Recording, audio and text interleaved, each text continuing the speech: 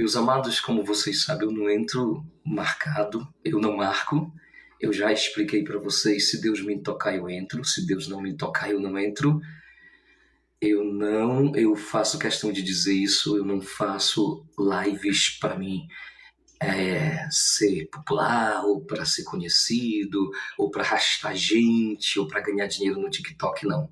Eu faço porque Deus, Ele, um certo dia falou comigo no meu trabalho, e hoje eu entendo. Sejam todos bem-vindos, sem perca de tempo, abra sua Bíblia no Evangelho que escreveu João, capítulo 1, a partir do versículo 11. Olha, a nossa conversa hoje é uma conversa espiritual sobre aceite. Eu coloquei lá sobre mim, e coloquei assim, exatamente, conversa espiritual sobre aceite. Então, para que você logo fique sabendo para participar, eu não faço pregações, tá? Quem está entrando agora, eu não prego. Eu também não trago ensino, eu trago uma conversa, tá? E hoje, se alguém quiser subir, suba comigo, tá? Eu convido você, você mesmo faz o convite e eu aceito aqui, tá? No decorrer do nosso assunto, são 4h33, palavra de vida com Cláudio Nilson Lopes. Na verdade, no meu canal nem tá palavra de vida, é outra coisa, palavra viva com Cláudio Nilson Lopes. Verso 11 diz: Ele veio para os seus, e os seus não o receberam. Mas a todos quanto o receberam, a eles deu o poder de se tornarem os filhos de Deus, aqueles que creem em seu nome, os quais não nasceram do sangue, nem da vontade da carne, nem da vontade do homem, mas de Deus. E a palavra se fez carne e habitou entre nós. E nós contemplamos sua glória como a glória do unigênito do Pai, cheio de graça e verdade. Amém? Glórias a Deus. A grande pergunta que não quer calar: é necessário aceitar a Jesus? Quando você está em uma igreja, você que não é evangélico, muitas vezes você sente uma resistência. Às vezes você recebe um convite de alguém: vamos lá na igreja ouvir a palavra de Deus, e você fica muitas vezes incomodado. Eu até que queria ir, mas se eu for, no final o pastor vai convidar lá na frente e dizer: quem quer aceitar a Jesus, né? E às vezes até pode acontecer que alguém venha no banco comigo e diga: aceita Jesus, olha, aceita Jesus. E eu sinto uma certa pressão, né, sobre aceitar ou não aceitar. Então a pergunta é: para ser salvo, é necessário aceitar a Jesus? O que você diz? Bom, se você quiser já entrar comigo, você pode entrar, tá? Se você quiser aguardar a reflexão, a conversa, aguarde.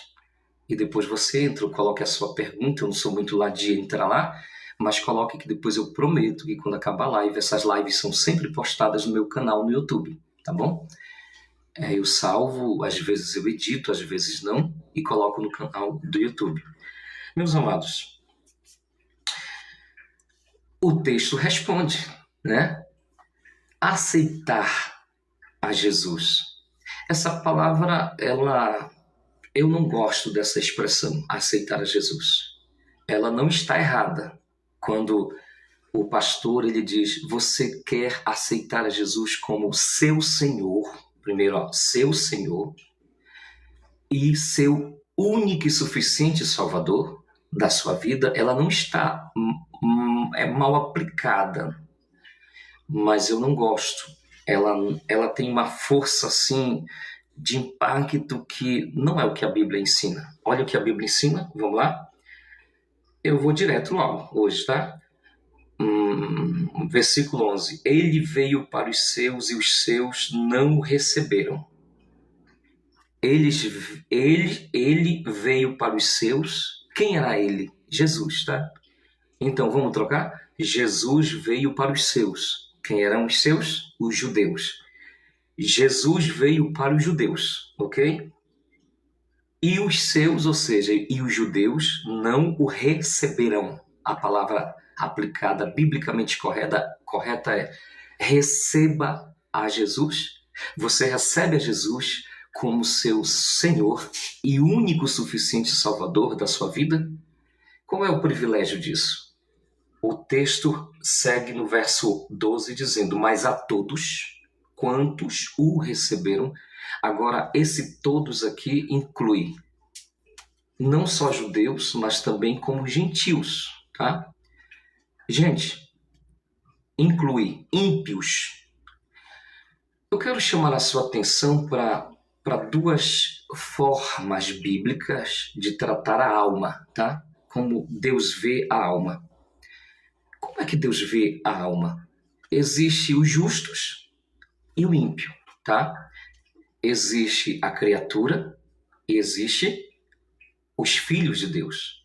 As pessoas se incomodam. Eu lembro que uma certa feita lá em Garapé-Miri, na cidade de Garapé-Miri, na Padre Emílio, quando eu assumia um trabalho missionário ali, no meio de duas facções, uma para cá, outra para cá, onde nós realizávamos um trabalho missionário ali, né? Bem na encruzilhada, assim, tinha onde faziam despachos de terreiros de macumbaria e tal, seus sacrifícios. Então aquilo era cercado de força negativa, onde milícia entrava ali, facção com facção e tal, e nós começamos um trabalho missionário ali, naquela localidade, e uma pessoa, né, em um culto de rua, um culto doméstico, domiciliar, pregava sobre filho e criatura. E na pregação ela dizia: nem todos somos filhos. Existem filhos e existem criatura. E eu lembro que na pregação dela, uma certa pessoa se incomodou mesmo, porque ela se considerava filha de Deus. Mas ela não tinha aceitado a Jesus. Ou seja, vamos lá, não tinha recebido a Jesus. Ora, gente, quem não recebeu a Jesus não pode ser tratado de filhos. É tratado de criatura. É um termo assim que você pode até se sentir ofendido, mas é palavra, tá?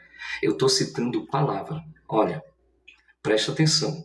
Ele, Jesus, veio para os seus. Jesus veio para quem, gente? Ele veio para os seus.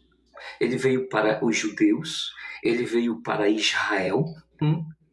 Ele veio para os seus. Só que os seus não receberam. E a Bíblia diz que mas, olha, a todos, agora incluindo todos. Olha como a graça de Deus, ela não faz acepção, ela inclui a todos, dá oportunidade a todos. Quantos o receberam? O que aconteceu, gente? A eles deu o poder de se tornar o quê? Os filhos de Deus. Aqueles que creem em seu nome. Vamos um versículo, antecipar uns versículos. Eu quero chamar a sua atenção, por exemplo, para o versículo 7 do Evangelho de João, versículo 7 do capítulo 1. E eu acredito que essa live eu vou só tratar rapidamente disso, e vou postar na íntegra lá no meu canal, com todas as falhas e erros e eu gaguejando, que eu estou aprendendo isso com o Dr. Felipe Petrini, rapaz. Eu não gaguejava, não.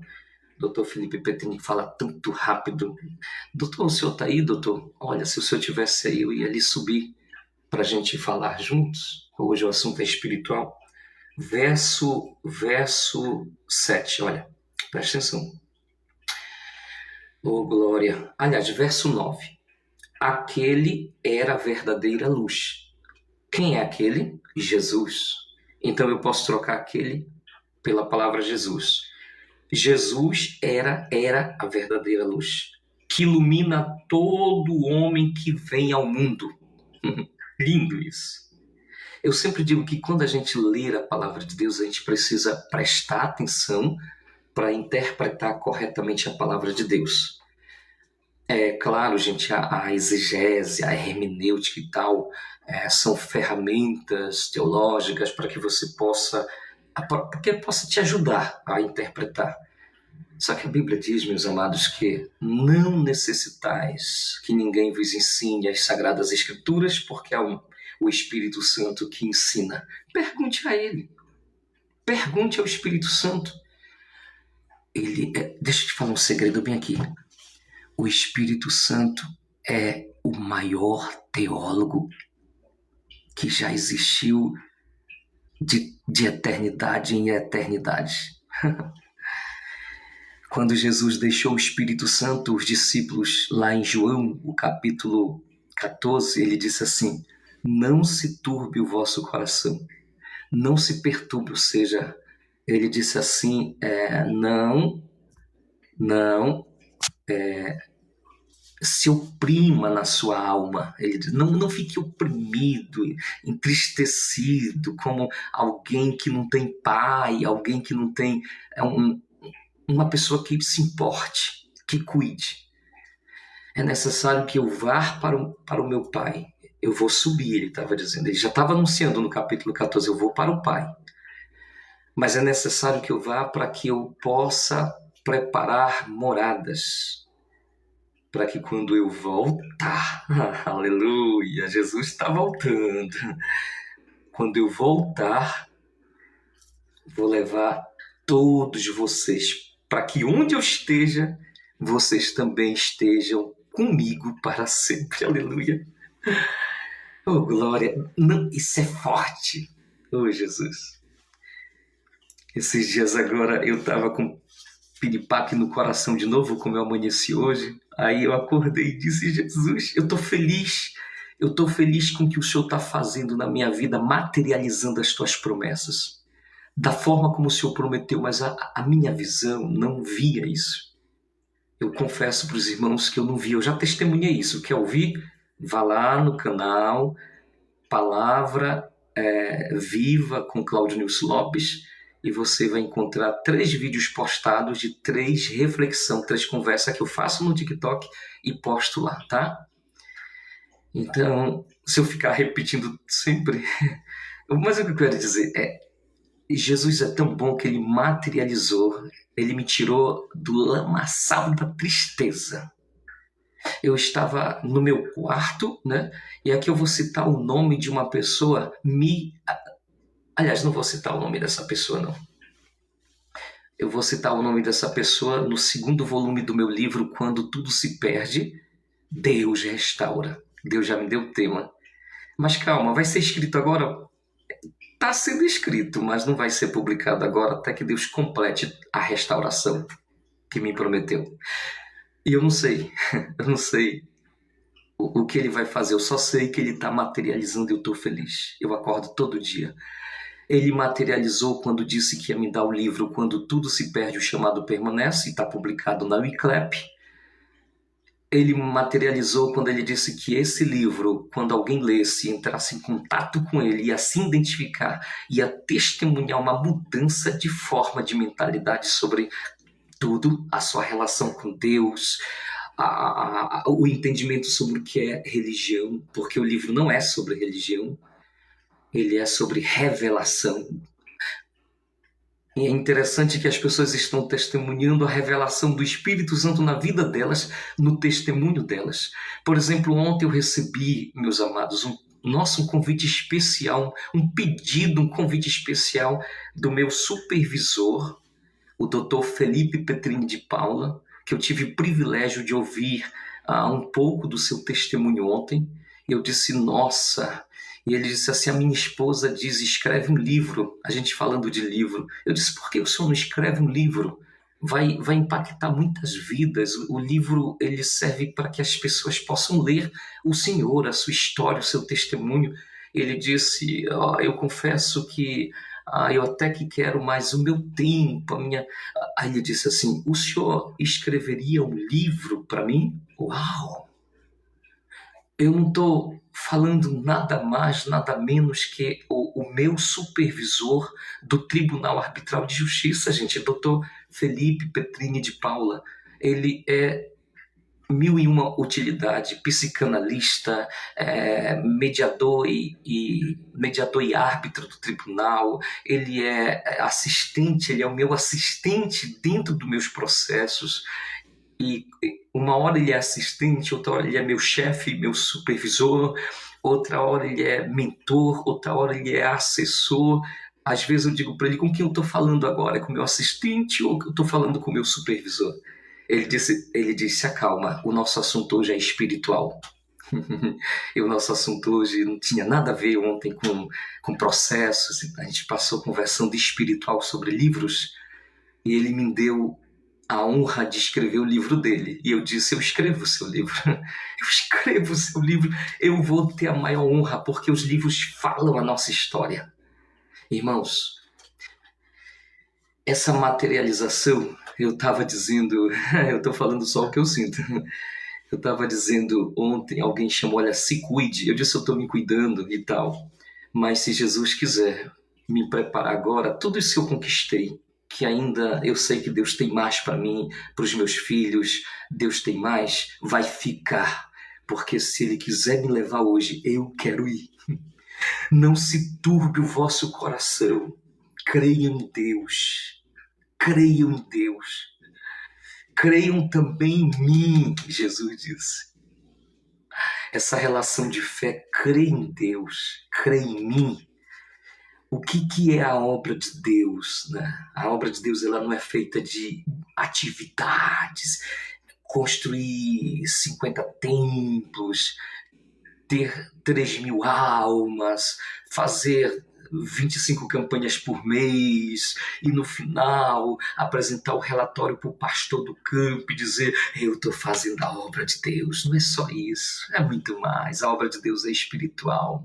O próprio Jesus, ele disse, a obra de meu Pai, olha só, é fazer com que todos creiam em ti, que tu enviastes a mim, Jesus.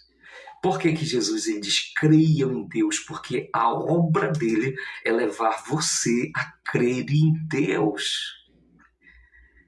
E eu já falei aqui, eu já fiz um vídeo sobre fé.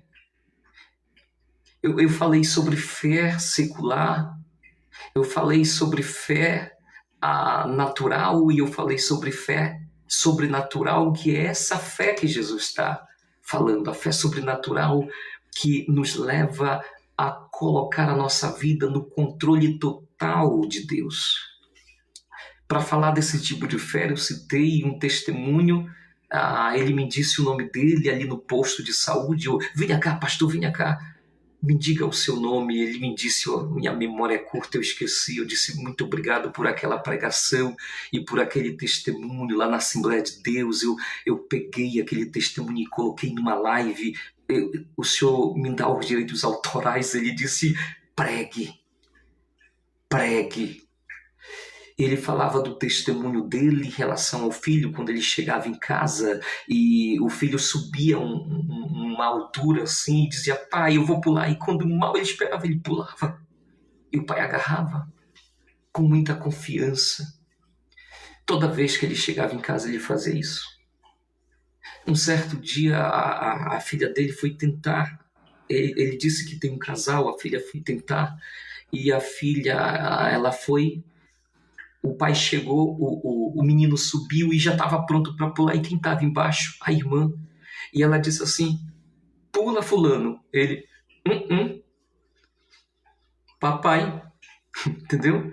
Aonde estava a confiança dele? Papai. Aonde tem que estar a sua confiança? Papai. Pai. Deus. Creiam em Deus, Jesus disse. E creiam também em mim. Na casa de meu pai há muitas moradas. Se não fosse assim, eu não vos teria dito. Eu irei para o meu pai e voltarei outra vez. É necessário ir para preparar lugar, para que quando eu voltar outra vez, aí sim, eu levo vocês e vocês passem a morar comigo para sempre. Oh, glória! Você pensa só nessa terra? Aquilo que você constrói não te leva a nada. Ontem eu falava a uma mediadora, uma mediadora, né, uma profissional excelente, não vou citar o nome, e árbitra do tribunal, né, que ela queria desistir, né, não do sonho dela, mas a rotina da vida dela estava angustiada e tal. E eu disse: a senhora já assistiu, doutora, o filme Em Busca da Felicidade? Ela disse: eu assisto só de relance, pois assista tudo. Aquele filme traz um ensino espiritual muito grande para quem tem a capacidade de captar com sabedoria. Aquele homem, ele investe tudo que tem em máquinas que elas eram modernas e depois elas se tornam ultrapassadas. Ele não se desfaz delas. Ele tenta vendê-las porque tem um grande investimento ali colocado. E ele sai apresentando nos consultórios e tal, nas empresas, e ninguém quer comprar. Ninguém quer comprar. Tem até um episódio que alguém rouba uma das suas máquinas que ele corre atrás. O que acontece? Aquele homem perde tudo. Eu acho que aquele cara podia ler o meu livro, Quando Tudo Se Perde, o chamado permanece. Porque ele perde tudo. Ele perde a finança. É muito cruel a forma como a esposa deixa ele. E vai procurar outro porque ele é pobre, porque ele não tem o que dar, porque o aluguel está apertado, ele fica só ele e o filho. Dorme em metrôs, em banheiros de metrôs, deixa o filho na creche, se atrasa para pegar porque ele está tentando vender. Nossa, é um aperto total. Chega um momento que o filho está batendo a bola e ele diz assim, que o sonho dele é ser jogador de basquete. Ele praticamente joga uma marretada nele para matar o sonho. Como que dizendo, não adianta sonhar, menino, porque a vida está tão dura para ele. Só que ao mesmo tempo que ele diz não adianta sonhar, ele olha para o filho e diz: filho, ainda que seja o seu pai, filho, não desista do teu sonho. Eu estou dizendo em outras palavras, ainda que seja o seu pai que diga que você não é capaz, não acredite. Aquele filme toca, sabe, irmãos? E quando ele recebe, irmãos, a proposta de um trabalho, a alma dele se alegra muito. Só que quando ele recebe também a notícia de que esse trabalho é um estágio que ele tem que passar ali, eu não lembro, mas parece que é 30 dias ou 20 dias fazendo estágio sem receber nada, ele murcha. Ele chega naquele escritório pintado, tá todo pintado de tinta, porque ele recebe a notícia de ser despejado porque não tinha como pagar aluguel. A vida daquele cara tá tudo quebrando, tudo. Ele tinha todo motivo para se suicidar e matar o filho e depois se suicidar, para o filho não ficar sofrendo, porque muitos fazem isso. Muitos se desesperam. Eu passei uma fase da minha vida, meus irmãos, não foi um dia. Foi 2 anos. 2 anos. E 5 meses. Eu estou contando tudo. Deixa eu contar aqui. Começou tudo em julho de 2023. Julho de 2024, ano. Julho de 2025, 2 anos. Agosto, setembro, 2 anos e 2 meses. Para ser mais específico. O rebuliço era tão grande aqui na mente, irmãos. Você não tem noção. Eu sou pastor, eu me segurei só em Cristo. A igreja que eu busquei acolhida, o pastor me chamou até de... Eu repito isso porque foi verdade. Eu abri o meu coração àquele pastor falando da separação. Eu só queria ser acolhido. Eu não precisava de teste porque eu já estava aprovado por Deus. Eu não precisava de teste de homem. Os meus amigos diziam, ele está te testando. Eu disse, eu não tô, já basta estar nas mãos de Deus. Eu não quero estar nas mãos dos homens. Eu fui lá abrir meu coração para ser acolhido. Eu tinha uma outra referência desse homem de Deus. Eu tenho a mesma, mas sem mágoa no meu coração, porque eu entendo o propósito. Ele foi usado só para um propósito. com a minha credencial da CGADB na mesa dele e da Confradesse, que é a convenção que eu sou afiliado. Ele me chamou de analfabeto ministerial. Ele disse assim: desculpa, eu vou falar uma coisa para o senhor, não se sinta ofendido, mas o senhor é um analfabeto ministerial. O senhor tem chamada, mas não tem competência. O que ele queria dizer? Não tem curso de teologia. Ele completou dizendo: os meus obreiros aqui não chegam nem a presbítero se não tiver o básico. E muitas outras coisas. Eu agradeci, saí de lá sem dar um pio, uma palavra. Eu estava diante de uma autoridade maior que eu. Pastor representante de um campo, supervisor de um campo todo. Eu não vou citar a igreja, nem o nome do pastor, porque eu continuo tendo referência por esse pastor. Eu vou lá, gosto das doutrinas que ele prega. É uma doutrina muito espiritual, uma conversa espiritual. Eu gostaria de ser parte do ministério dessa igreja onde eu aceitei a Jesus. Mas não é a vontade de Deus. Hoje eu faço parte de novo, oficialmente, da Igreja Assembleia de Deus, Ministério Senhor Proverá, que tem sede em Garapé-Miri. Mas vamos voltar para o texto, eu só estou falando da materialização. Meus amados, o texto diz, ele não era, onde eu estou no versículo que eu li, versículo 10, ele estava no mundo e o mundo foi feito por ele e o mundo não o conheceu. O mundo não o conheceu.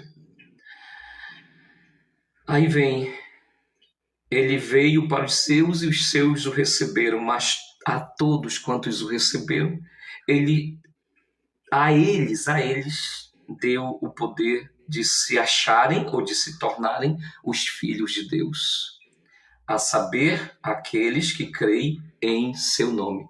Aqueles que creem em seu nome, em Deus, e que recebem a Jesus, eles recebem o poder, ou seja, nós recebemos o poder de nos tornarmos filhos e filhas de Deus. Agora, aí, isso é lindo, nós participamos do banquete do Senhor, nós participamos da herança. Por isso ali tem o filho pródigo, né? Que pede todos os seus bens. Ele já tem garantido, mas ele pede mesmo o pai vivo, porque naquela época, né? É uma ofensa ainda hoje. Mas naquela época, irmão, pedir herança, pai vivo, era uma coisa absurda, É a mesma coisa que você falar como um amigo meu. Eu não vou citar o nome, eu vou até citar como amigo, porque se eu citar outra expressão, vocês vão saber de quem eu falo, quem conhece, aqui na minha cidade. Ele perdeu o pai, em um ano ele perdeu o pai, perdeu a mãe, perdeu a irmã, a esposa abandonou ele para se unir com outra, e ele ficou, meus irmãos, dava dó do meu irmão. Não tinha palavras que afagassem o coração dele, ao ponto dele se ajoelhar. Ele testemunhou isso para mim. E eu já falei disso no Ceará, aonde eu fui. Eu já falei isso em todos os lugares aonde eu fui. Eu não cito o nome, porque eu não sou autorizado por ele. Mas com certeza, se eu pedisse, ele diria: pode citar, pastor, meu nome? Pode citar, ele diria. Ele se ajoelhou, irmão, se ajoelhou. Ele fez uma oração a Deus. Olha essa oração dele. Deus, na tua presença, Senhor, eu me sinto mais perseguido, olha a oração dele, do que fora da tua presença. Eu não aguento mais, Senhor, eu não aguento mais ser massacrado, machucado. A oração dele, irmãos, me autoriza a pecar. Deus me autoriza a ir para o mundo, para as festas, a beber, Senhor, me autoriza a pecar. Olha essa oração, irmãos. Até hoje, irmãos, meu irmão não voltou para Jesus. Voltou, saiu, até estava assumindo obra, mas não se firmou. Porque Jesus, ele falou assim: Vocês querem entender a parábola do bom semeador? Ele disse, aqueles que a semente, a gente tem que entender, irmãos, tem uma luta espiritual para você permanecer ou não permanecer, para você receber ou não receber Jesus. É uma luta constante espiritual. Jesus já sabia disso. Ele disse, a semente que cai à beira do caminho são aqueles que ouviram a palavra, minha palavra, mas veio Satanás e colocou dúvidas no coração. E ele arrancou a palavra do coração que já tinha sido semeada. Essa parábola Jesus explica. Quando Jesus ele fala para a multidão, para os escribas, para os fariseus e tal, ele diz assim, né? Ele fala uma comparação, ele fala uma parábola, ele diz que o reino dos céus e tal é como algum semeador que saiu para o seu campo a semear, parte da semente caiu à beira do caminho, veio as aves, comeram e tal, e vai contando nessa vibe. Eu estou falando muita vibe, rapaz. Eu falei ontem para o meu filho, essa palavra agora é um vocabulário natural nos meus lábios. Amém. Nesse caminho, nessa direção e tal. Irmãos, a palavra que caiu no meio, presta atenção, a palavra que caiu em meio às pedras, Jesus vai falar, são aqueles que ouviram a minha palavra, a receberam com alegria. Sabe, irmãos, aquele irmão que vai na igreja e o pastor está pregando, a pregação está tão eloquente, ele sente assim um fervor, uma coisa... eu estou me sentindo leve. Aí quando o pastor faz o convite, às vezes pela empolgação, pelo impulso, porque todo mundo está num fogo espiritual, porque o fogo desce mesmo. Ele vai lá na frente e aceita Jesus. Aí ele vai para a integração um dia, vai para o discipulado 2 dias, no terceiro dia ele vai, no quarto, aí no quinto ele não aparece, no sexto também, no sétimo ele aparece e fica no último lugar, depois ele some da igreja. Se ninguém for atrás da ovelha perdida, ele fica lá e vai para o mundo. Era desses que Jesus também estava falando quando ele disse, a semente que cai no meio das pedras são aqueles que ouviram a palavra, até a receberam com alegria, mas veio a provação, a tribulação dessa vida, veio a adversidade, veio o tempo ruim, e ele não se segurou, não perseverou. Jesus ele vai dizer até que deu um brotinho, ele começou a pregar a palavra, ele começou a mudar as vestes, ele começou a deixar de beber, realmente houve um brotinho de conversão. Mas a obra não foi completa porque ele não deixou, é ele que não deixou. Ele não abriu seu coração, ele não suportou a dor sabendo que Deus não abandona. Sabe, irmãos, quando eu passei essa adversidade, vocês não entendem. Deus colocou um irmão comigo, que eu não vou citar agora o nome dele. E esse irmão, eu lembro que quando a gente ia palestrar na PJ, na Pastoral da Juventude, lá na área dele, que era a área Vila de Roma, faz um tempão que eu não vou lá, conheço muita gente lá. Um lugar muito bonito dentro dos igarapés e tal, já chega de carro. Mas naquela época a gente pegava no rio, aqui que ia para o Alto Acará, e na boca do ramal, ia falar do igarapé, né? Que são praticamente as vicinais dos ribeirinhos, né? São para chegar nas suas casas. O barco já estava lá para pegar o pessoal da PJ, os jovens, a liderança. E quem estava lá? Essa pessoa. Quando eu voltei do estado do Ceará, que eu voltei para Mosqueiro, fiz a obra lá e tal, e depois adoeci, como está no meu testemunho que vim para Capoacará, eu vou lá na Catedral da Fé. Adivinha quem eu encontro? Dirigindo esse jovem. Eu sentei no último banco. Nossa, ele levantou para me apresentar e disse, ali está um amigo meu. de longas datas. Cláudio Nilson, me permita lhe chamar assim, pastor? Ele disse, pode chamar. E ele disse, vocês não entendem, a gente carregava andou junto. Era eu que conduzia o barco nas PJs quando tinha aqueles encontros diários que dava 100, 200, 300 jovens. Ele era um dos palestrantes. Nós bebíamos cerveja junto depois dos encontros. Todo mundo dormia e nós ia para o bar. Ao mesmo tempo palestrando para os jovens. Escondia lá um litrinho no mato. Irmãos, isso era de praxe. Claro, eu não fazia muito isso porque eu era líder, né? Mau exemplo. Uma menina gostava lá de mim. Gente, não namorem aqui. Ficava doidinho para namorar ela, para pegar ela. Essa é a verdade. Mas eu mantinha a pose. Não ia pro mato com ela. Porque eu já primava por essa coisa entre pregar e praticar. Só que, irmãos, o litrinho lá no matinho, né? Quando todo mundo estava dormindo, ainda eu tomava. Mesmo sendo líder.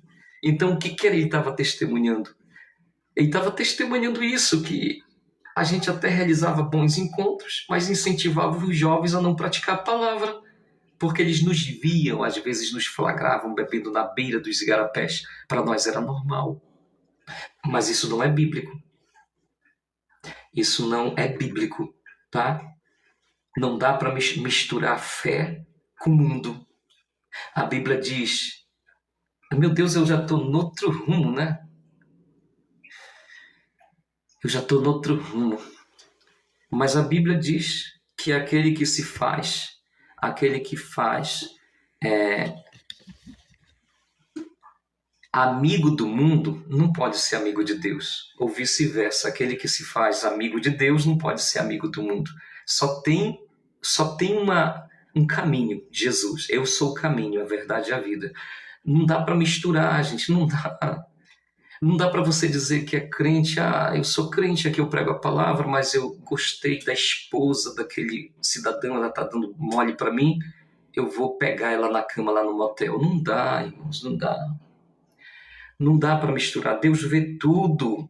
Não dá para misturar você sendo pastor ou esses caras renomados de agenda que eu tenho uma agenda nos Estados Unidos, a minha agenda é importante. Nossa, ele chega ovacionado lá, né? Nossa, ele entrar lá não é a mesma coisa que entrar Cristo. Cristo é menos importante. Aquele pastor popular que só o nome dele atrai multidão, não se enganem. Porque muitos desses servos saem daqueles eventos e lá no motel ou lá no hotel derrama aquela mesada de uísque, reunindo todo mundo e trazendo mulheres ali. Eu fui no Rio de Janeiro, no estúdio, quando na época a Petrina foi gravar, eu fui no Rio de Janeiro. Como é o nome dele? Leandro, estúdio, nossa, que o prefeito da cidade, ele ia gravar lá. A MK, eu vi a MK, ia lá. Fernanda Brum, quem mais? Pamela, só gente famosíssima. Sabe o que ele disse? Ele disse, não se iludam. Eu estou no meio do mundo gospel, do mercado gospel, isso aqui é mercado. Ele falou, é mercado. Quem populariza as suas músicas é esse que vai estar na plataforma, na mídia. Essas pessoas, ele disse, elas se envaidecem. Elas até, gente, são chamadas por Deus, mas se envaidecem com os autógrafos, com os holofotes e tal. Elas se afastam da verdadeira fé e elas agora se envaidecem com a fama. Imagina se eu tivesse de um piscar de olho assim, 300 mil seguidores no TikTok. Que essa live que eu estou fazendo hoje agora, daqui para 6 horas ela viralizasse. Eita! Eu ia começar a monetizar, ganhar dinheiro no TikTok e tal. Aí, de repente, o objetivo que Deus me chamou para pregar mudasse. agora eu já vou organizar as coisas, eu vou ter uma equipe por trás e tal. Às vezes eu já nem falo mais com vocês. Não, irmãos. Isso pode acontecer, pode, que a Bíblia diz que o cair é do homem, mas o levantar é de Deus. Mas eu sei. Quando eu li esse texto, irmão, eu sei quem me instituiu. Quando eu li esse texto, Hebreus capítulo 3, o verso 2, que foi o início da primeira live, onde Deus disse no meu coração se ardeu, e Deus disse no meu coração, começa agora, e começa do teu testemunho, não escrito. Eu não comecei do testemunho escrito. Se você quiser saber o testemunho escrito, vá lá. Eu comecei do testemunho que já está no 2º volume. Quando tudo se perde, Deus restaura. Amém. O texto diz, porque este homem foi considerado, cadê? Verso 2. O qual foi fiel àquele que o constituiu, como Moisés também foi fiel em toda a sua casa. Esse texto fala de Jesus. O qual foi fiel, Jesus foi fiel àquele que o constituiu. A Bíblia diz que importa aos dispenseiros da graça, somos nós e você que recebeu a Jesus. Ei, dispenseiros da graça não é só ministro, tá? Não é só pastor, não é só evangelista, não é dispenseiro da multiforme. Eu amo esse texto. Graça de Deus, multi. Ou seja, ela é poli, ela não é uni, ela é poli, ela é multi. Tem muitas formas. A graça de Deus, ela tem muitas formas de se manifestar. Quer ver uma forma? A forma que a graça de Deus se manifestou sobre a vida do ladrão da cruz. Estava condenado. No último minuto da sua vida, ele faz a confissão. Se você observar, ele faz a confissão. Ele reconhece Jesus como Filho de Deus. Quem reconhece a Jesus como Filho de Deus está fazendo uma confissão de Jesus como Senhor e seu Salvador. Então, existem situações que não vai ser necessário, por exemplo, alguém falar abertamente, eu te recebo como meu Senhor e único suficiente Salvador da minha vida. Tem situações que não vai dar tempo. Como, por exemplo, eu tenho que terminar essa live. Ela não pode ficar comprida. Eu prometo que eu só vou seguir 10 minutos e paro, ainda que tenha argumentos. Eu lembro, irmãos, que lá em Garapé-Miri, uma certa vez nós estávamos de viagem missionária, e aí numa campanha, o pregador ele falou de uma visão que Deus mostrara para ele acerca de um jovem que era um dos integrantes de facção que nós conseguimos trazer para lá. Eu não vou citar o nome, eu sei quem é o nome. E esse jovem foi para lá, e os dois, ele profetizou sobre os dois. Para um ele disse, conta os dias, jovens, Deus está te dando a última chance.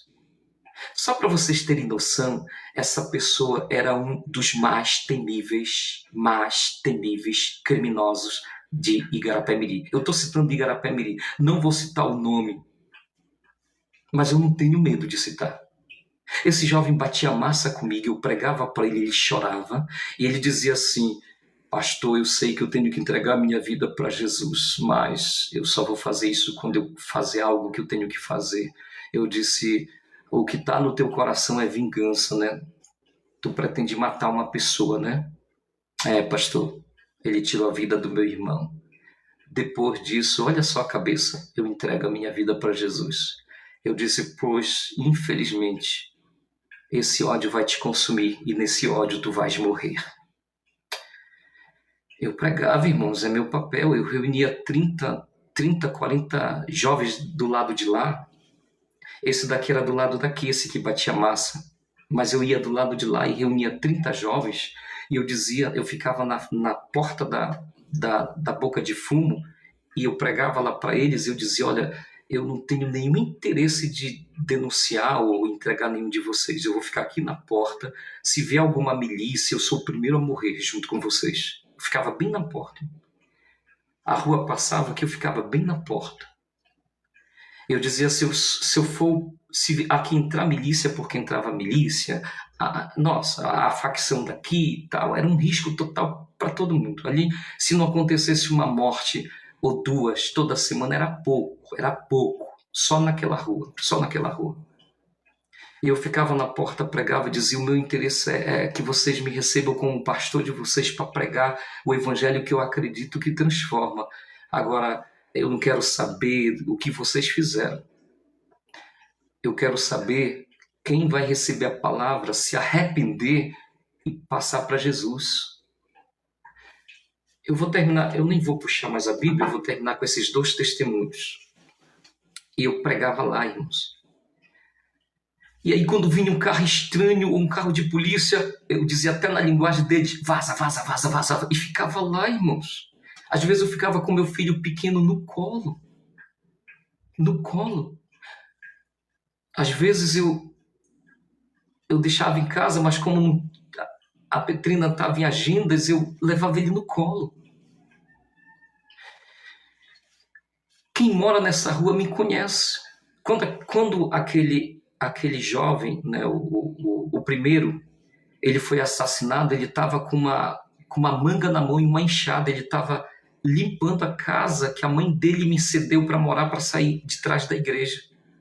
Ele estava limpando, cuidando da encanação e tal, e eu estava de manhã com esse jovem, e de repente eu disse, eu vou almoçar, aí eu volto 2 horas. Quando eu coloquei a colher na boca a primeira vez, aí o mototáxi passou, Sal, aí chamaram pelo apelido que eu não vou chamar, porque todo mundo que é de facção e tal conhece. Então não vou chamar, porque isso também me compromete, né? Mas eu nunca encontrei, abre aspas, tanta lealdade, fecha aspas, nessas pessoas. Eu sempre costumava dizer nas minhas pregações, os irmãos da igreja são mais traíra do que um chefe de facção. Dizia, irmãos. Porque eles diziam assim, olha, no pastor aqui nessa rua ninguém toca, nem na sua família. Tanto daqui quanto de lá. Ai de quem, irmãos? Ai de quem? Quem passasse comigo ali, passava em paz. Irmãos, eu tomava café com eles. Eu pregava cara a cara para eles. Mas, infelizmente, um foi.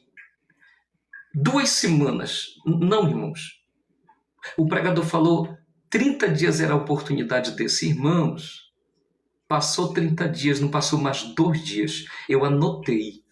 Ele foi assassinado. O outro também que recebeu a revelação, o pregador dizia assim, não era eu, irmão, o pregador, até eu vou citar o nome dele, Cleito Santos, que é um grande pregador. Cleito Santos, pode colocar aí no Facebook. Hoje ele está casado no estado do Maranhão, já faz muitos anos que eu não vejo Cleito. Ô Cleito, tu és um pregador, um homem muito fino nas mãos de Deus. E ele dizia assim, irmãos, eu te vi, olha só, irmãos, eu te vi dobrando uma esquina, e nessa esquina que tu dobrava, tinha como se um bar, pessoas bebendo, tu atravessava um quebra-mola, vinha 2 pessoas, elas vinham parece que de bicicleta, elas vinham de bicicleta e disparavam 2 pistolas no teu corpo, e essas balas te crivavam na cabeça, não tinha parte do corpo que não pegasse. Eu te via rastejando para tentar salvar a tua vida, e eu te via numa porta, e eu via furadas de bala. Nunca esqueci disso, irmãos, 2015. Nunca esqueci disso. Irmãos, a gente tentava alertar ele, toma cuidado e tal, porque ele ia para uma vila e tinha basicamente um lugar parecido assim, mas nunca, irmãos, nunca. A gente passou pela nossa cabeça que bem na frente da igreja tinha um quebra-mola, bem assim, Na esquina tinha um comércio que do lado funcionava um bar onde as pessoas bebiam. Nós estávamos nesse dia, toda a igreja, tudo preparado para ir inaugurar uma outra igreja, que era até aqui no Acará, que o pastor Guilherme estava assumindo.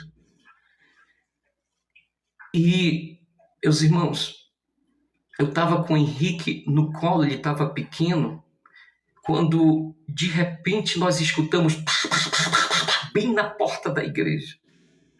E as pessoas gritavam, é fulano, mataram fulano.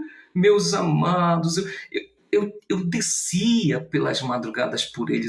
Eu não vou contar agora a experiência que eu tive, mas Deus me falava as coisas, falava claramente, eu não tenho dúvida, e aconteceu. Mas eu dizia para Deus, então me dê a última oportunidade, me dê a última de pregar para esse jovem antes dele fechar os olhos. Se você vai na Padre Emílio, eles me conhecem como pastor que ressuscita. Né? A minha fama lá, eu podia até usar esse slogan, né, para dizer, colocar na agenda, aberta as agendas, pastor que ressuscita. Aí eu ia pegar esse legado aí como meu peixe, né, para vender e tal, para ser famoso, para ter agenda, para ter cachê. Olha, minha vida ia mudar, irmãos. A minha vida ia mudar. Uau! Muitos fazem isso. O pastor que não tem língua e fala. Uau! Interessante. Deus fez. Bacana isso. Mas está usando para promover o seu próprio nome e fazer marketing de si. Né? Mas, enfim, isso é, eu sempre falo, isso é sobre testemunho, não é bíblico, tá? Não se confunda, o que é bíblico é bíblico. Não tente questionar a Bíblia pelo testemunho de pessoas que você está errado. É a escolha dele. Quer roubar? Roube. Quer roubar o dízimo para comprar Hilux? Roube. Quer trair a tua esposa com a mulher que é bonita do círculo de oração, novinha, né? A novinha que se veste bem, toda só que sensual? Vá lá. Faça os dois. Mas se atolem mesmo, sabe? Porque em Apocalipse está escrito, quem é sujo, suje-se mais. Já é sujo? Está fingindo que é crente? Está fingindo que é obreiro? Pois bem, suje-se mais. O que o texto está dizendo lá em Apocalipse. Mas quem é justo, o texto diz, se justifique mais. Se você está procurando viver uma santidade, uma sinceridade com Deus, saiba que você precisa se autoavaliar todo dia para ver o que Paulo disse, se você anda na fé verdadeira.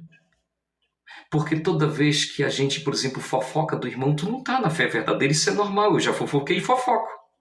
Só que isso não é uma escolha minha. Tem gente que faz isso como escolha. Mas é crente, tá de terno e gravata. Oh, tá ok. Eu não vou usar o que o Jesus fez para me promover, porque não sou eu que faço. Então aquele jovem estava bebendo o seu próprio sangue. Aquelas massas, meus irmãos, aquelas massas cefálicas, né?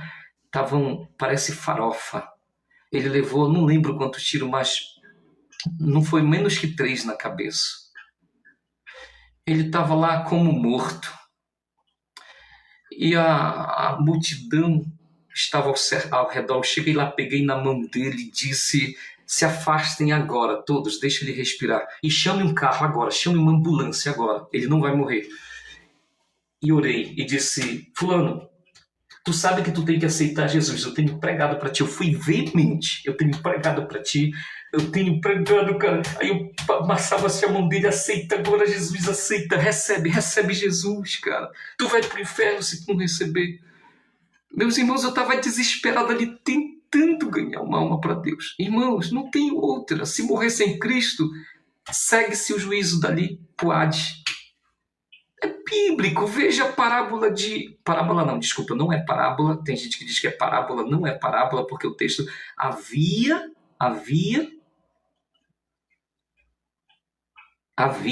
Lázaro e havia um homem rico e havia Lázaro, né? Assim como havia Jó. E aí eu disse, ele não estava bebendo sangue, praticamente dado como morto. E eu toquei na mão dele e disse, se tu tá me escutando, aperta minha mão. Ele apertou, irmãos, assim, só de relance. E quando eu disse assim, recebe a Jesus como teu único e suficiente, teu Senhor e teu único e suficiente Salvador, e se tu diz sim, aperta de novo a minha mão com toda força. E ele apertou o máximo que pôde.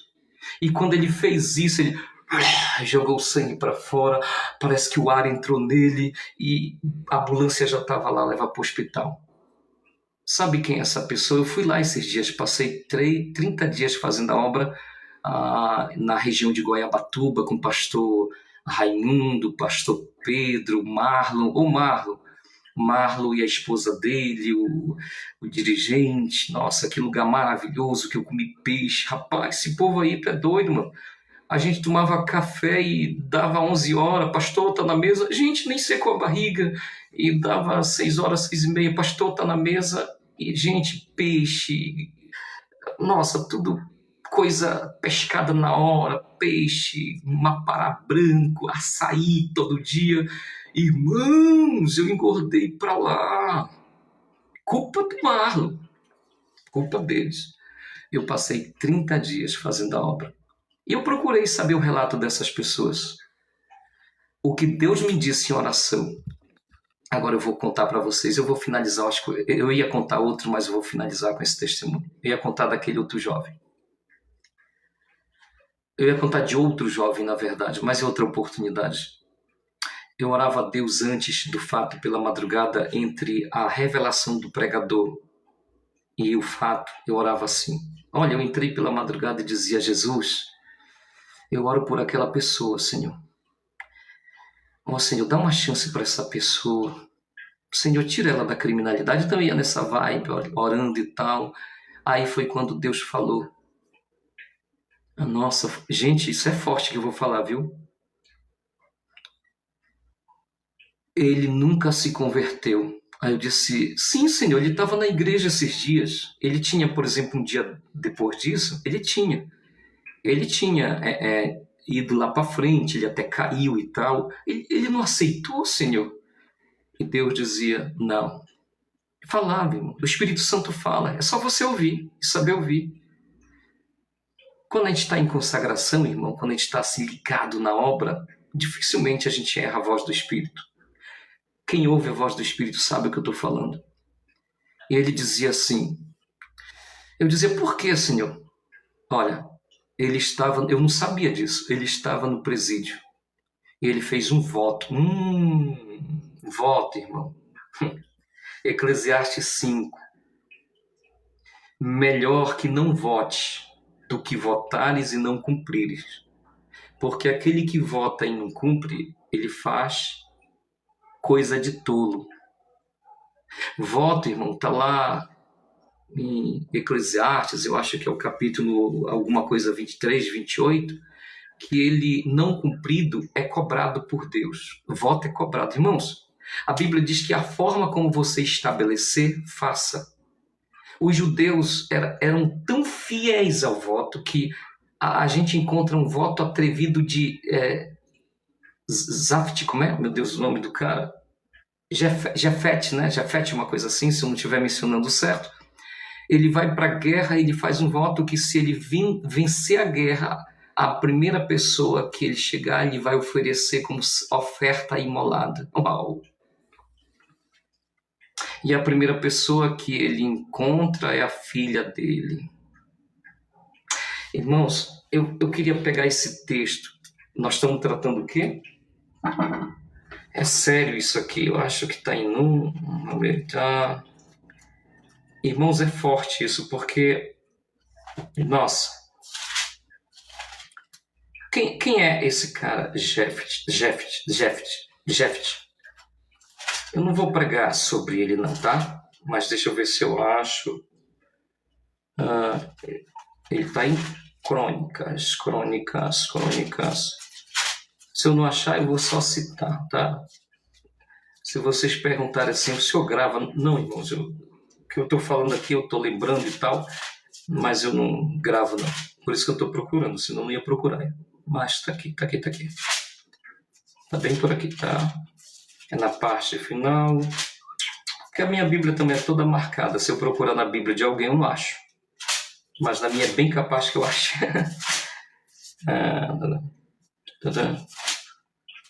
Tá, então, se não é aqui, vai ser aqui. Meus amados, há um debate, né, se aquilo era realmente um sacrifício, ou então ele tinha oferecido Não cabe porque ele não sabia que ele ia encontrar. Geralmente quando o rei, no caso aqui, ele era juiz, né? Ele chegava em casa e tal, quem ia saudar dançando eram as servas. Então, poxa, oferecer uma serva, um servo, nada mal, né? Mas aí a filha dele aparece lá e tal, e a Bíblia diz que ele cumpre votos, tá? Depois eu cito. A Bíblia diz que ele cumpre o voto, a alma dele amarga, mas ele sabia que voto é voto, e quem não cumpre voto da forma que estabeleceu, o voto ele é cumprido da forma que você estabeleceu. Ele é válido, né? E Deus cobra, deixa eu te dizer que Deus cobra. E só que esse jovem, ele tinha feito o seguinte voto. Ele votou: se o Senhor me tirar da cadeia, eu passo a te servir para o resto da minha vida. Esse tipo de voto não faço. Por quê? É para o resto da vida. Deus vai cobrar. Se tu... Olha, aí Deus vai cobrar. Se você faz um voto: eu tenho uma causa na justiça, se o Senhor me fizer sair essa causa logo, metade do que eu ganhar eu dou para a obra, metade. Aí sai um valor grande, ele enche o olho: não vou dar metade, vou dar só 10%, só um valor. Não faça isso.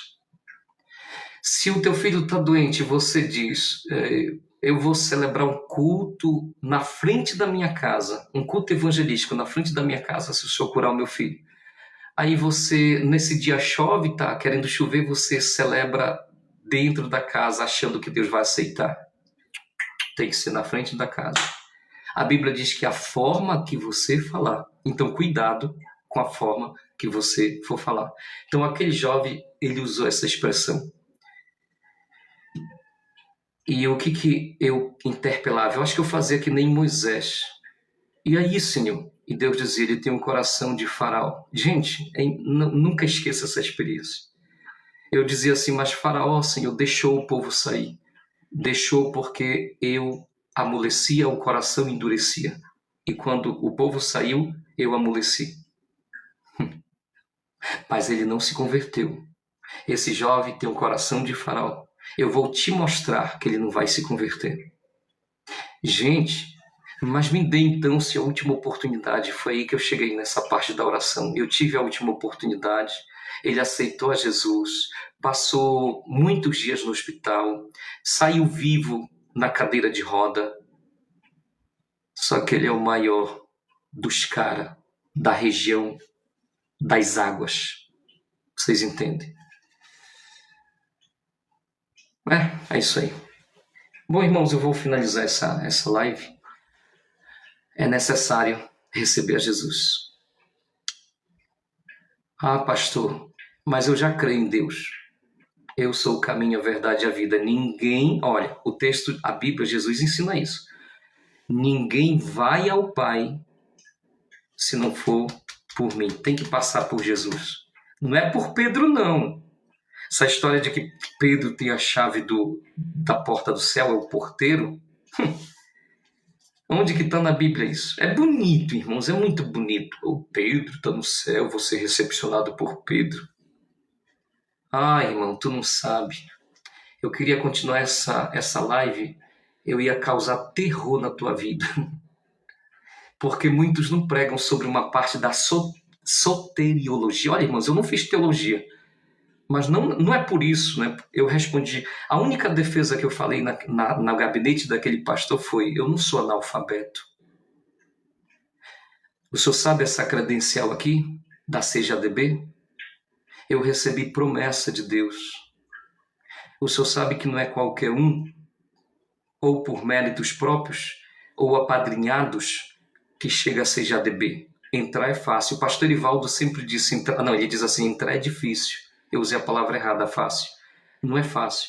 Ele diz, entrar é difícil, irmãos. Pastor Erivaldo Marques fala bonito lá de lá onde está o Maxi, onde está a Lídia, que são do Acará, Lídia Vaz, Santa Bárbara, perto de Mosqueiro. Que trabalho bonito. Que homem respeitável. Esse tem compromisso. A esposa também, as filhas também. Testemunho do pastor Erivaldo, o homem que junto com o pastor Pedro Melo me enviaram para o Ceará. E o homem que me recebeu lá, junto com a minha família na época, pastor Vanderlei de Paula, que hoje passa no Senhor, e que se você colocar na internet, foi assassinado em Fortaleza, e ele viu a morte dele. Eu ouvi quando ele falou a morte dele. Quando ele falou, a igreja se impactou. Eu vi. Tentavam me roubar e me matavam. É dessa forma, irmãos, que Deus vai me colher. Ele falou, irmãos, na igreja. Deus escolheu o nosso pastor.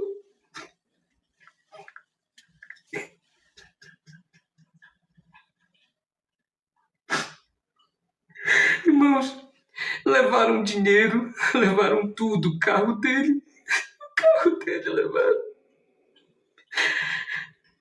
E dentro do carro, irmãos, estava a pasta com os documentos dos obreiros e estava a minha pasta. Antes de levar essa encomenda no bairro, porque o pastor ele chegava, da convenção, ele chegava 3 dias antes. Nesses 3 dias, ele rodava a Fortaleza toda, ia atrás de comida, trazia no carro e cuidava disso. Até o encontro, irmãos, ele nem participava dos encontros, ele era um homem responsável pela logística, pelo alimento e tal. Um certo pastor pediu para ele levar uma encomenda no bairro Perigoso. Se você colocar na internet, ainda está lá. Você vai ver quando o nosso pastor entrega o carro. Ele está com a mão assim, irmãos. Ele está se afastando do carro. E tem um delinquente que entra no carro. E quando ele entra no carro, ele fecha a porta, ele bate o vidro e atira no nosso pastor. Ele cai fatal.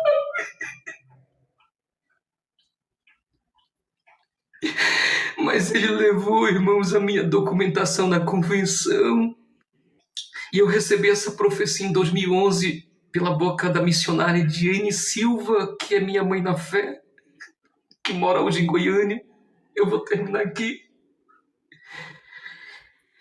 E eu mostrei a foto porque ela dizia em 2011 que Deus usaria um homem na face da terra para me honrar ministerialmente. É por isso que eu digo que essa credencial eu mantenho em dias. Minha credencial nunca ficou... Eu vim do shopping se for preciso. Mas a minha credencial é caro, irmão. É 250. Aliás, 216 para manter esse registro na CGADB. Ainda tem 140 não sei o que da Confradessa que vai ser atualizado. Por que eu estou falando valores? Eu estou falando valores porque quando você chegar a isso, você tem que entender que Deus está fazendo, valorize, é um papel, é uma coisa mais para minha evidência, é materialidade da promessa de Deus. E eu peguei a foto e mandei para ela e disse, a senhora conhece esse homem? Ela disse, esse homem é o homem que eu vi. Como assim é o homem que a senhora viu? Eu vi esse homem. Eu vi, ele é o homem que eu te falei que Deus ia usar para te honrar. Ele está no meu livro. A esposa dele, não sei se ela está aqui, a irmã Judite. Oh, mulher de Deus, gente. Vocês não têm noção. Eu fiquei na casa deles 21 dias. Oh, homem santo. Aquele homem não tinha que ficar mais na terra. Se um obreiro ligasse a uns 160 quilômetros passando uma dificuldade, irmão, não importava a hora e a dor que ele estivesse sentindo. Ele não deixava para amanhã, eu testemunhei isso. Ele pegava a Hilux com a esposa dele, ia lá na cidade resolver o problema, acolher, tomar um café. Às vezes ele saía 9 da noite, o portão abria 3 horas, 4 horas, 5 horas, 6 horas da madrugada, aí que ele ia para o quarto. Só que a esposa dele não dormia, ela ia cuidar dos filhos, fazer o café. Eu percebia isso, então eu acordava na frente dela e limpava tudo e tal. Eu lavava a louça, organizava, fazia o café. Ela dizia: não, não, não faça isso, não faça isso, isso é meu trabalho. Eu dizia: não, só quero lhe ajudar. Oh, mulher santa, ela é viva, gente, ela é viva.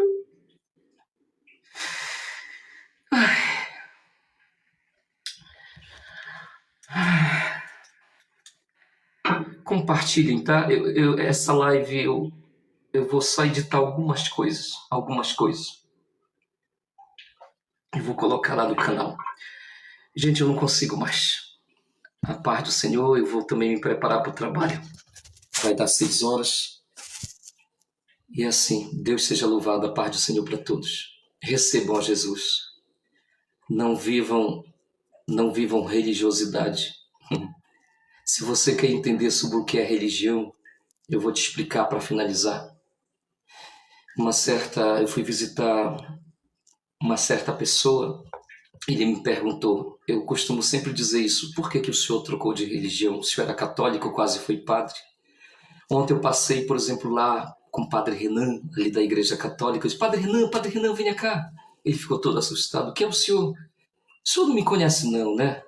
Eu disse: eu sou o pastor Cláudio Nils. Se o senhor não me conhece, mas o padre Nazareno me conhece. O senhor conhece? Conheço. Padre Milton me conhece. O senhor conhece? Conheço. Padre Dante, que já passou para o senhor, me conheceu. O senhor conheceu ele? Conheço. Bispo Dom Flávio, era o meu bispo na época, o senhor conheceu? Com certeza. Aí eu fui citando. Padre Adamor, lá do Seminário Maior, que na época era reitor. O senhor conhece?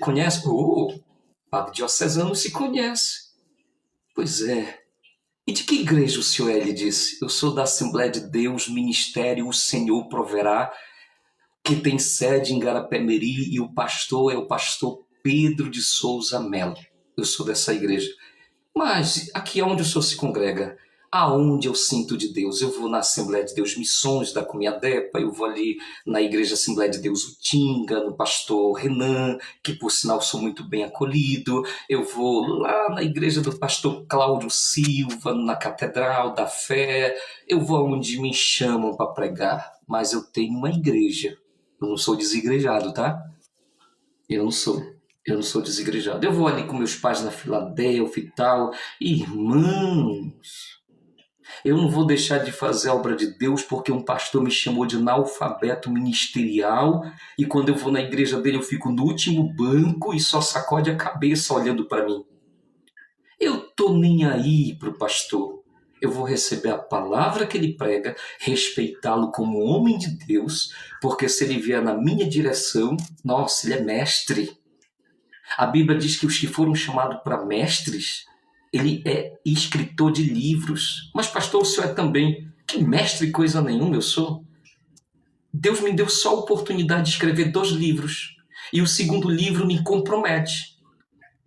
Porque certa vez eu cheguei em casa e o Espírito falou assim: escreve sobre adultério. Senhor, acabei de me separar. Estou separado. E o senhor quer que eu escreva sobre adultério para me expor? Eu não tenho esposa, não tenho namorada, nem beijo na boca. Há mais de 2 anos. E se eu ver uma mulher, desculpa a expressão, pelada na minha frente, eu falei com o senhor, não sei nem se eu fico de pé. Porque eu lhe disse: me prepare e me leve. Porque eu sei a Bíblia, eu conheço a Bíblia. Então me prepare e me leve, Senhor, para mim não ir para o inferno. Escreve. Quando Deus ordena. Eu escrevi em um dia, uma noite, no dia seguinte estava publicado. Gente, foi tão rápido. E aí, qual é o tema? Vá lá. O silêncio do adultério. O que Jesus disse, o que Jesus verdadeiramente disse sobre divórcio e que muitos preferem não pregar. Mano, isso é mais do que um estudo bíblico para mim. É um confronto direto. Eu gostaria muito, irmãos, que o que está escrito naquele livro, na palavra de Deus, fosse diferente para mim. Eu gostaria. Para minha condição. mas não é. Não adianta, eu vejo debates na internet, tem pastores casados, a mulher viva, ele dirige templos grandiosos, até aparentemente é próspero, mas a esposa está do lado viva, até casada com outro que às vezes era da mesma igreja, e por isso que o pastor tem um bico com ele, não se fala, mas querem ir para o mesmo céu, e tal, e tal. Acha que isso. Ah, porque eu quero ser feliz. Gente, não tem nada a ver. Eu já falei aqui, não tem nada a ver uma coisa com a outra. Eu já estou até entrando nesse tema. É um tema desafiador para mim, mas se você quiser saber sobre tudo, tudo que você precisa saber, inclusive situações de violência doméstica, inclusive situações de narcisismo, né, irmãos? Né? Eu vejo muito narcisismo, tanto mulher narcisista, homem narcisista. Eu vejo muita situação de alcoólatra. Nossa, e tal. Tudo está lá. Eu vejo situações, por exemplo, de pessoas que já têm 30 anos, já tem carro, já filho na faculdade, já grande, o que fazer? Então tem que separar? Tá lá, irmãos, tá lá a resposta bíblica. Mas é sério o negócio. E com essa seriedade, bom dia, paz do Senhor.